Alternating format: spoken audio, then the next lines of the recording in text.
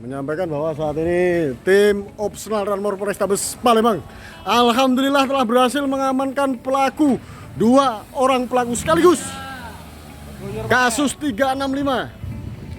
2 pengamen dari 6 pelaku penodongan karyawan swasta bernama Andreas Adi Saputra, warga Kecamatan Muara Padang, Kabupaten Banyuasin, akhirnya bertekuk lutut di hadapan tim Bebuyur Bae Ranmor Satreskrim Polrestabes Palembang. Kedua pengamen dimaksud adalah Sincan Effendi, warga Jalan Dwi Kora 2, Kelurahan 20 Ilir, Kecamatan Ilir Timur 1, dan Indra alias Ape, warga Jalan Bambang Utoyo, Kelurahan Duku, Kecamatan Ilir Timur 2, Palembang.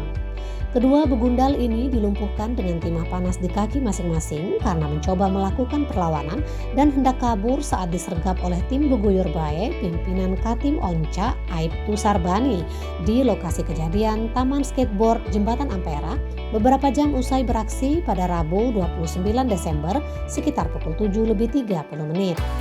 Dari kedua pelaku diamankan barang bukti berupa 1 dompet berisi uang Rp500.000 dan 1 lembar kemeja lengan pendek.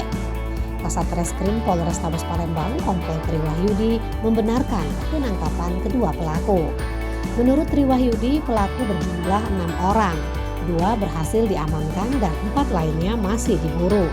Tri menjelaskan kejadian berawal saat korban berjalan kaki di TKP dan didatangi 6 pelaku yang tidak dikenal. Para pelaku meminta rokok, lalu korban memberikan rokok kepada mereka.